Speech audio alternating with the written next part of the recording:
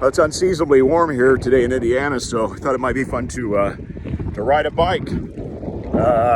But when there's a wind advisory out with gusts up to 40, I'm finding it not to be all that much fun. Unless I can get a basket for the front of my bike, stick a little dog in it, and release some flying monkeys. This is what I expected. So,